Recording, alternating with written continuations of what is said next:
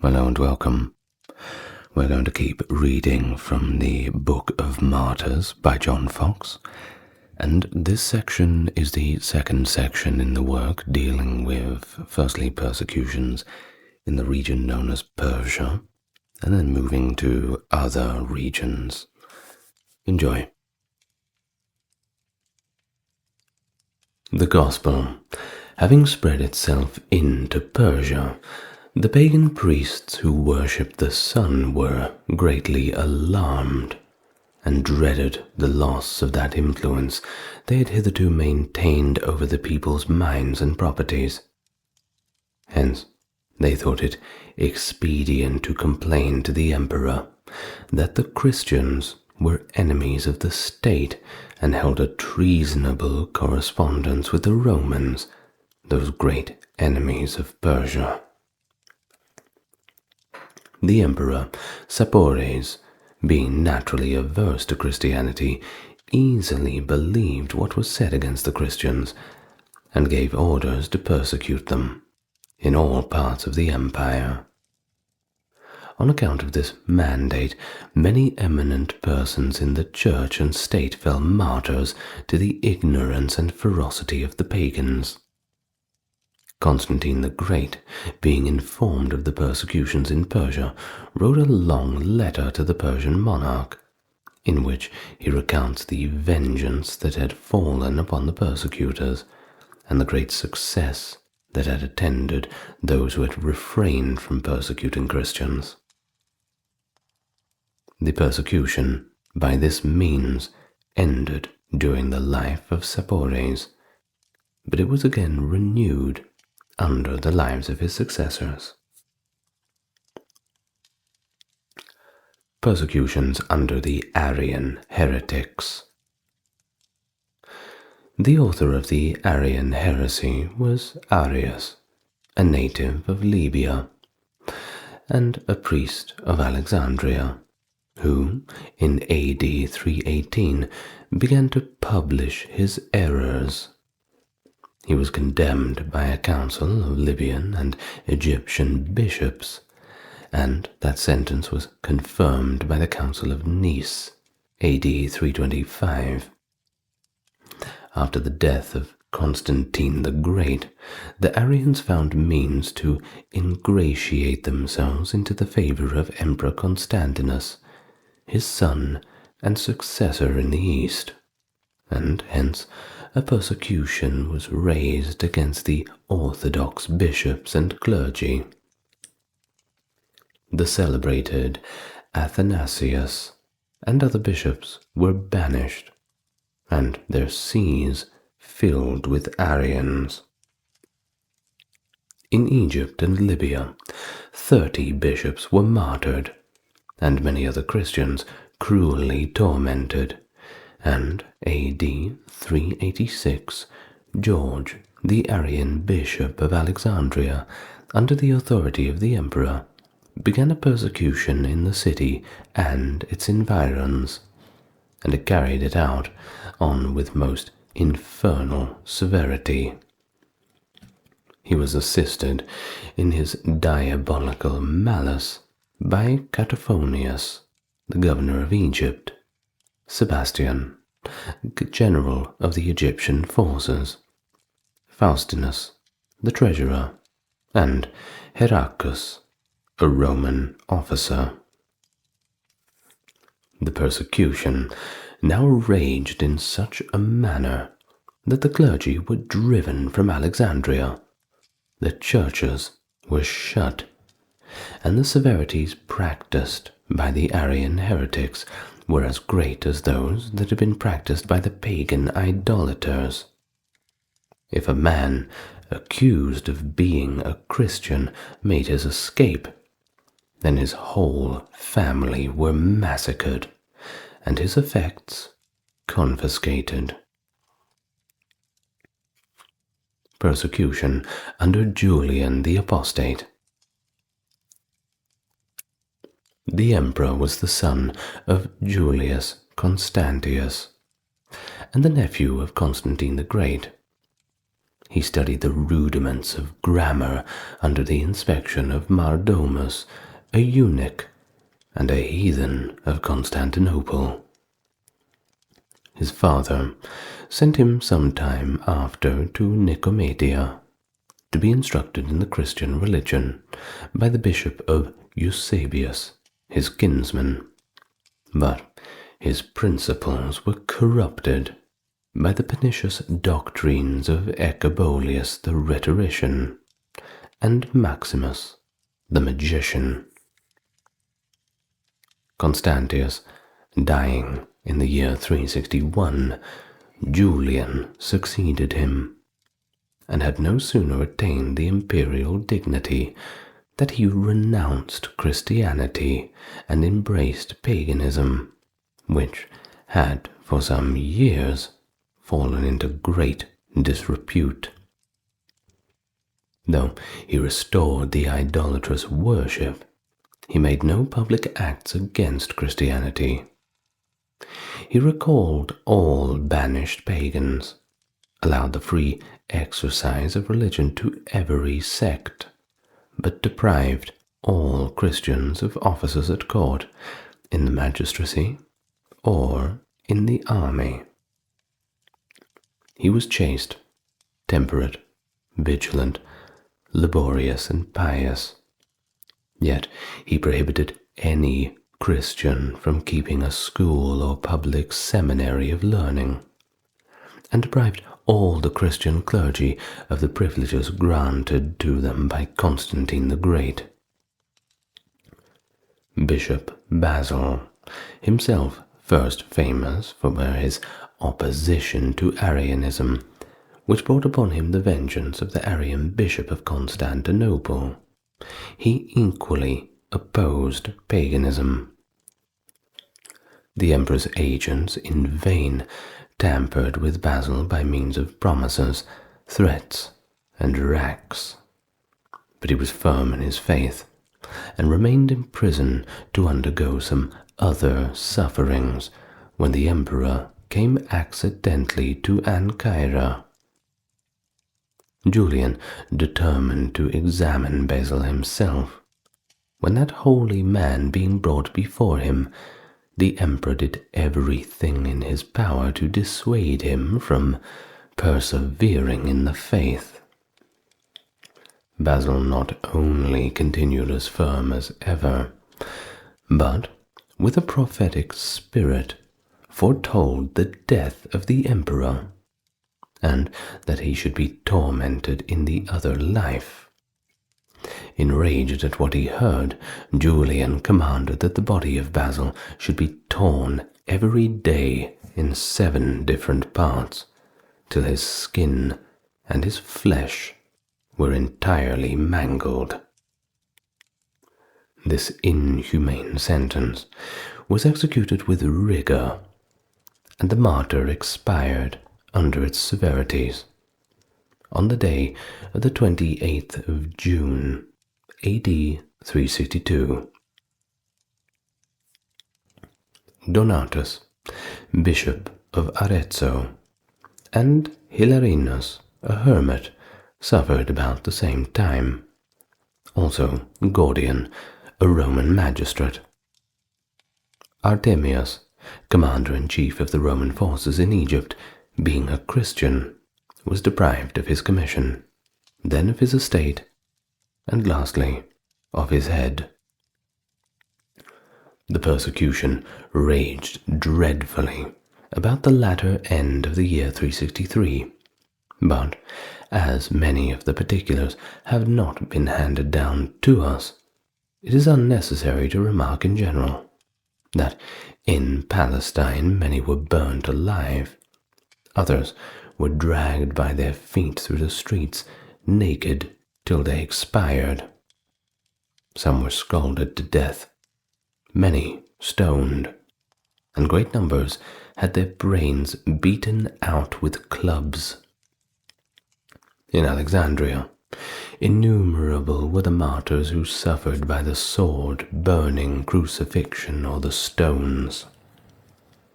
In Arethusa, several were ripped open and corn being put into their bellies, swine were brought to feed therein, which, in devouring the grain, likewise devoured the entrails of the martyrs. And in Thrace, Aemilianus was burned at the stake, and Domitius was murdered in a cave, whither he had fled for refuge.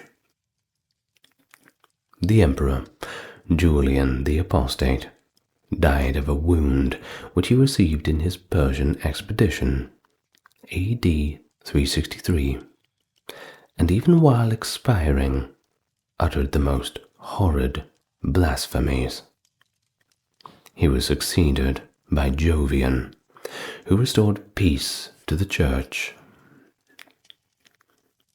After the decease of Jovian, Valentinian succeeded to the empire, and associated to himself Valens, who had command in the east, and was an Aryan, of an unrelenting and persecuting disposition.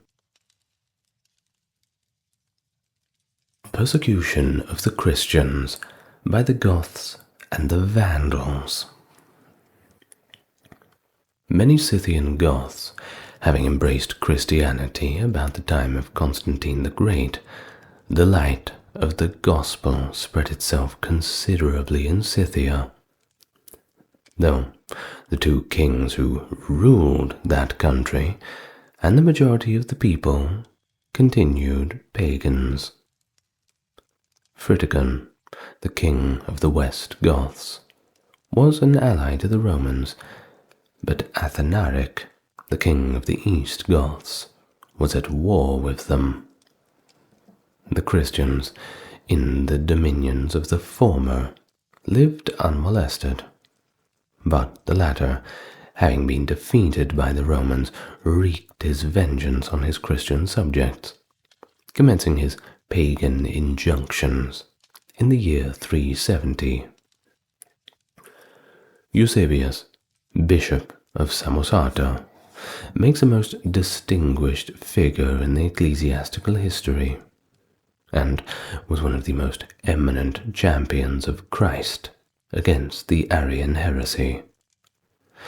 Eusebius, after being driven from his church and wandering about through Syria and Palestine, encouraging the Orthodox, was restored with other Orthodox prelates to his see, which, however, he did not long enjoy, for an Aryan woman threw a tile at him from the top of a house, which fractured his skull and terminated his life, in the year 380 A.D.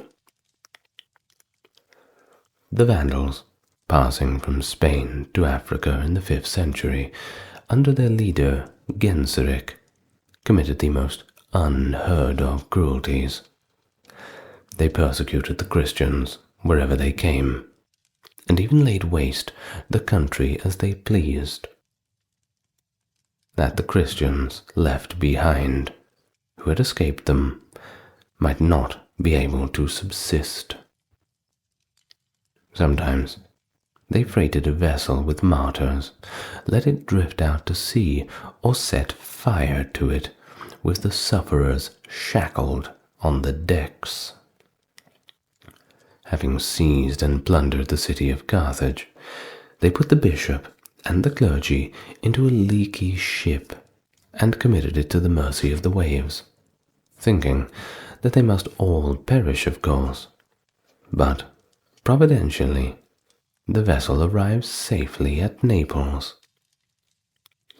Innumerable Orthodox Christians were beaten, scourged, and banished to Capsur, where it pleased God to make them the means of converting many of the Moors to Christianity. But this coming to the ears of Genseric, he sent orders that they and their new converts should be tied by the feet to chariots and dragged about until they were dashed to pieces. Pampinian, the bishop of Mansuetes, was tortured to death with plates of hot iron, The bishop of Uris was burned, and the bishop of Habensa was banished for refusing to deliver up the sacred books which were in his possession.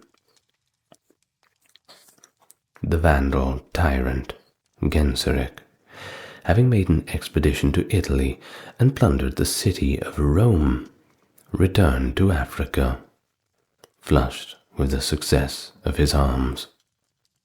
The Arians took this occasion to persuade him to persecute the Orthodox Christians, as they assured him that they were friends to the people of Rome.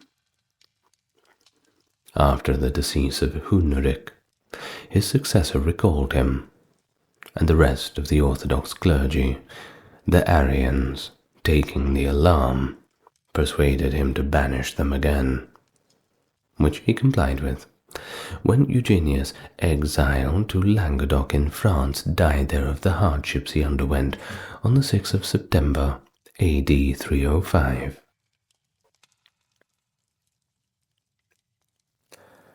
Persecutions from about the middle of the 5th to the conclusion of the 7th century AD.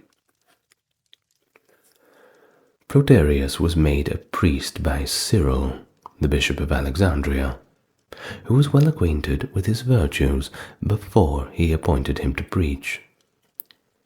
On the death of Cyril, the see of Alexandria was filled by Discorus, the inveterate enemy to the memory and family of his predecessor.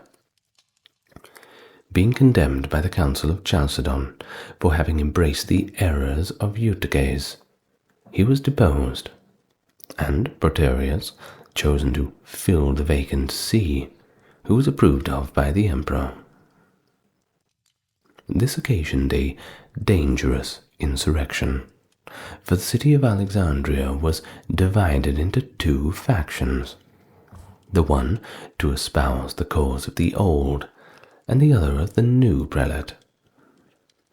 In one of the commotions, the Eutychians determined to wreak their vengeance on Proterius, who fled to the church for sanctuary, but on Good Friday, AD 457, a large body of them rushed into the church and barbarously murdered the prelate, after which they dragged the body through the streets, insulted it, cut it to pieces, burned it, and scattered the ashes in the air. Hermenegildas, a Gothic prince, was the eldest son of Leovigildas, a king of the Goths in Spain. This prince, who was originally an Aryan, became a convert to the Orthodox faith by means of his wife, Ingonda. When the king heard that his son had changed his religious sentiments, he stripped him of the command in Seville, where he was governor, and threatened to put him to death unless he renounced the faith that he had newly embraced. The prince, in order to prevent the execution of his father's menaces, began to put himself into a posture of defense, and many of the Orthodox persuasion in Spain declared for him. The king, exasperated at this act of rebellion, began to punish all the Orthodox Christians who could be seized by his troops, and thus a very severe persecution commenced. He likewise marched against his son at the head of a very powerful army. The prince took refuge in Seville, from which he fled, and was at length besieged and taken to Arcietta. Loaded with chains, he was sent to Seville, and at the feast of Easter, refusing to receive the Eucharist from an Aryan bishop, the enraged king ordered his guards to cut the prince to pieces, which they promptly performed, April the 13th, AD 586. Martin, Bishop of Rome, was born in Todi, Italy. He was naturally inclined to virtue, and his parents bestowed on him an admirable education. He opposed the heretics called monotheletides, who were patronized by the Emperor Heraclius. Martin was condemned at Constantinople, where he was exposed in the most public places to the ridicule of the people, divested of all episcopal marks of distinction, and treated with the greatest scorn and severity. After lying some months in prison, Martin was sent to an island of some distance, and there he was cut to pieces. A.D. 655. John, Bishop of Bergamo in Lombardy, was a learned man and a good Christian. He did his utmost endeavors to clear the Church from the errors of Arianism, and joining in this holy work with John, Bishop of Milan, he was very successful against heretics, on which account he was assassinated on the 11th of July, 683 rather. Kilian was born in Ireland and received from his parents a pious and Christian education. He obtained the Roman pontiff's license to preach to the pagans in Franconia in Germany. At Würzburg, he converted Gosbert, the governor, whose example was followed by the greater part of the people in 2 years after. Persuading Gosbert that his marriage with his brother's widow was sinful, the latter had him beheaded. A.D. 689.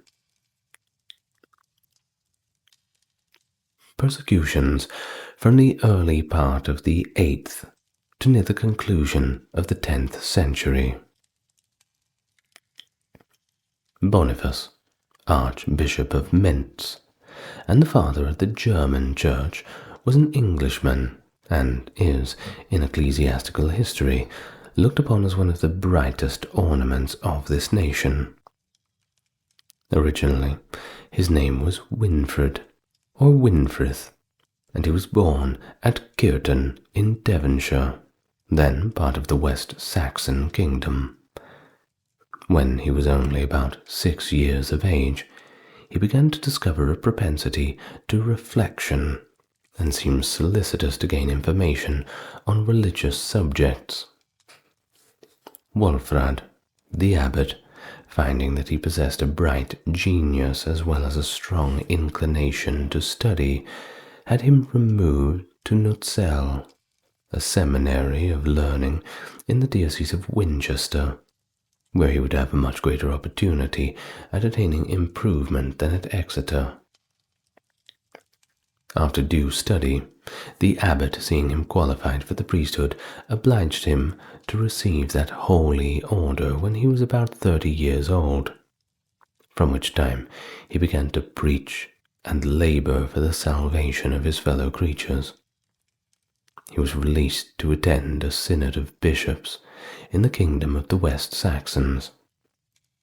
He afterwards, in 719, went to Rome, where Gregory II, who then sat in Peter's chair, received him with great friendship, and finding him full of all the virtues that compose the character of an apostolic missionary, dismissed him with commission at large to preach the gospel to the pagans wherever he found them.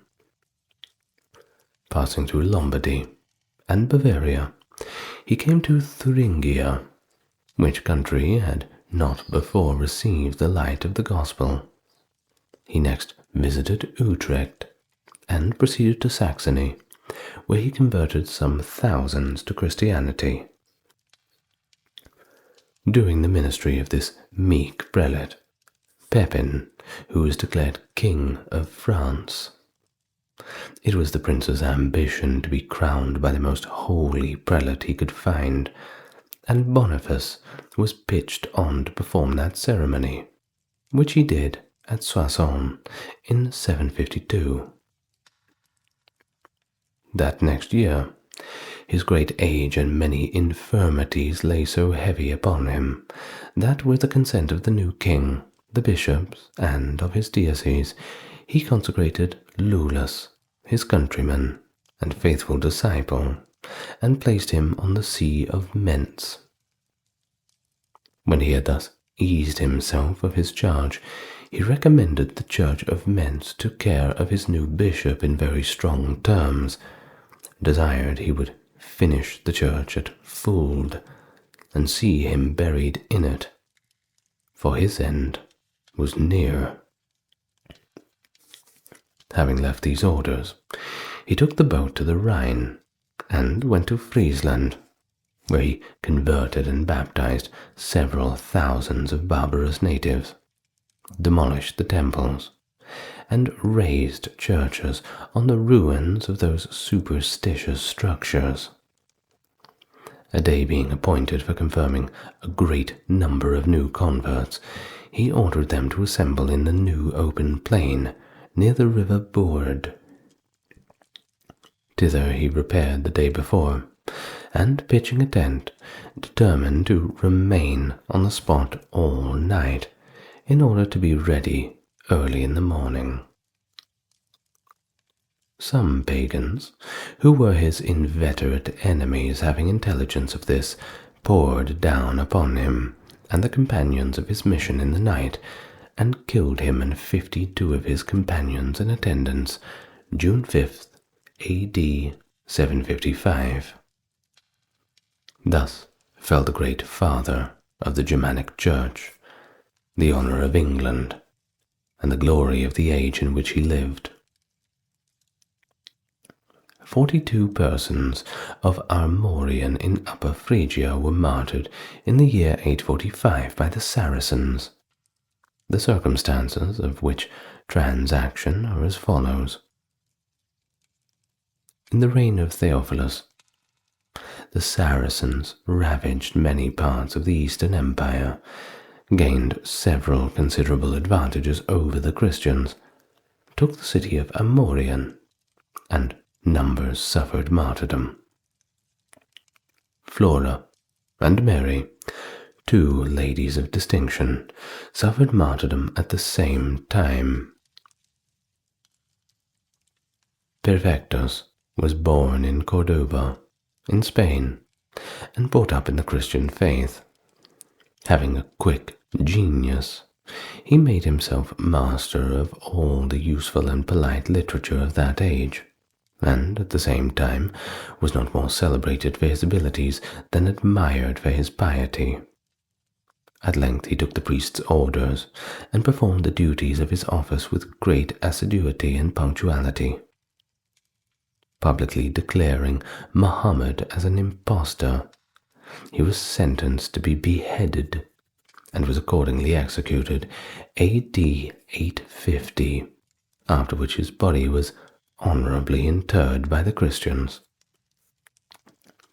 Adalbert, the Bishop of Prague, a Bohemian by birth, after being involved in many troubles, began to direct his thoughts to the conversion of infidels, to which end he repaired to Danzig, where he convened and baptized many, which so enraged the pagan priests that they fell upon him and dispatched him with darts on the 23rd of April, A.D. 997. Persecutions in the 11th century. Alphege, Archbishop of Canterbury, was descended from a considerable family in Gloucestershire, and received an education suitable to his illustrious birth. His parents were worthy Christians, and Alphege seemed to inherit their values. The see of Winchester being vacant by the death of Aethelbald Dunstan, Archbishop of Canterbury, as primate of all England, consecrated Alphege to the vacant bishopric, to the general satisfaction of all concerned. Dunstan had an extraordinary veneration for Alphege, and, when at the point of death, made it his ardent request to God that he might succeed him in the See of Canterbury, which accordingly happened, though not till about 18 years after Dunstan's death in the year 1006. After Alphege had governed the See of Canterbury about 4 years, with great reputation to himself and benefit to his people, the Danes made an incursion into England and laid siege to Canterbury. When the design of attacking the city was known, many of the principal people made a flight from it, and would have persuaded Alphege to follow their example. But he, like a good pastor, would not listen to such a proposal. When he was employed in insisting and encouraging the people, Canterbury was taken by storm. The enemy poured into the town and destroyed all that came into their way by fire and by sword.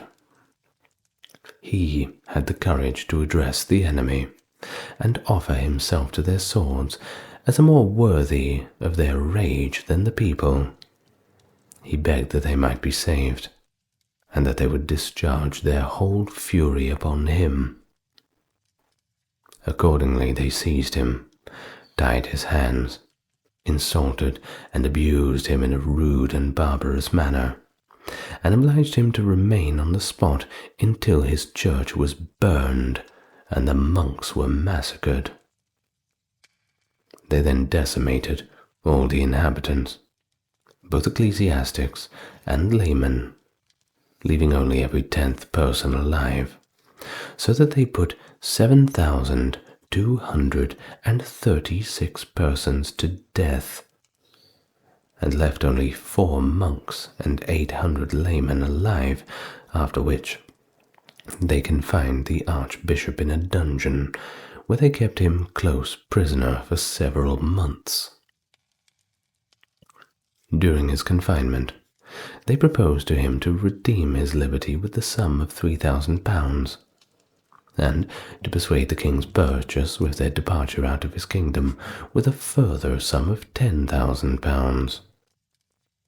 As Alphege's circumstances would not allow him to satisfy this exorbitant demand, they bound him and put him to severe torments to oblige him to discover the treasure of the church, upon which they assured him of his life and liberty.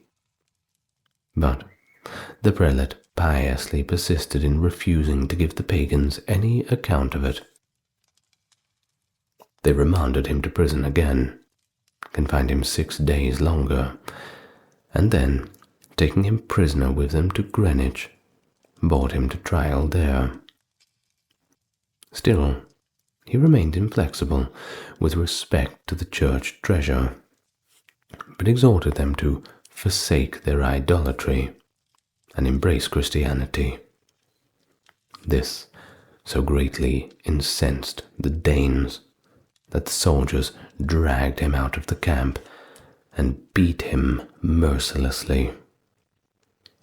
One of the soldiers, who had been converted by him, knowing that his pains would be lingering as his death was determined on, actuated a kind of barbarous compassion, cut off his head, and thus put the finishing stroke to his martyrdom, April 19th, AD 1012.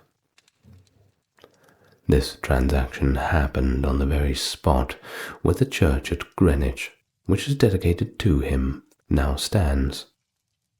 After his death, his body was thrown into the Thames River, but being found the next day, it was buried in the Cathedral of St. Paul's by the bishops of London and Lincoln, from whence it was, in 1023, removed to Canterbury by Ethelmoth, the archbishop of that province.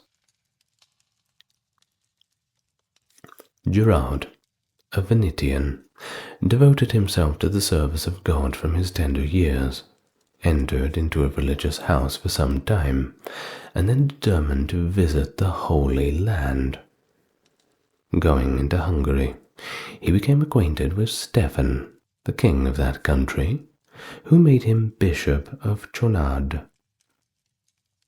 Ovo and Peter, successors of Stephen, being deposed, Andrew, son of Ladislaus, cousin german to Stephen, had then a tender of the crown made upon him on the condition that he would employ his authority in extirpating the Christian religion out of Hungary.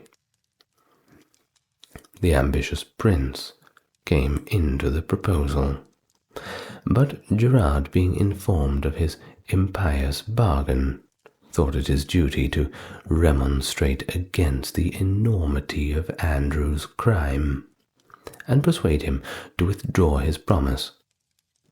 In this view, he undertook to go to that prince, attended by 3 prelates, full of like zeal for religion. The new king was at Alba Regalis, but as the 4 bishops were going to cross the Danube, they were stopped by a party of soldiers who were posted there. They bore an attack of a shower of stones patiently, when the soldiers beat them unmercifully, and at length they dispatched them with lances. Their martyrdoms happened in the year 1045 A.D. Stanislaus, Bishop of Krakow, was descended from an illustrious Polish family. The piety of his parents was equal to their opulence, and the latter they rendered subservient to all the purposes of charity and benevolence. Stanislaus remained for some time undetermined whether he should embrace a monastic life or engage among the secular clergy. He was at length persuaded to the latter by Lambert Zula, Bishop of Krakow, who gave him holy orders and made him a canon of his cathedral. Lambert died on November 25, 1071, when all concerned in the choice of a successor declared for Stanislaus, and he succeeded to the prelacy. Boleslaus, second king of Poland, had by nature many good qualities, but giving way to his passions, he ran into many enormities, and at length had the appellation of cruel bestowed upon him. Stanislaus alone had the courage to tell him of his faults, when, taking a private opportunity, he freely displayed to him the enormities of his crimes. At length, determined at any rate to get the better of a prelate who was so extremely faithful, hearing one day that the bishop was by himself in the chapel of St. Michael, a small distance from the town, he dispatched a group of soldiers to murder him. The soldiers readily undertook the bloody task, but when they came into the presence of Stanislaus, the venerable aspect of the prelates struck them with such awe that they could not perform what they had promised. On their return, the king, finding that they had not obeyed his orders, stormed at them violently, snatched a dagger from one of them, and ran furiously to the chapel, where, finding Stanislaus at the altar, he plunged the weapon into his heart. The prelate immediately expired on the 8th of May, A.D. 1079.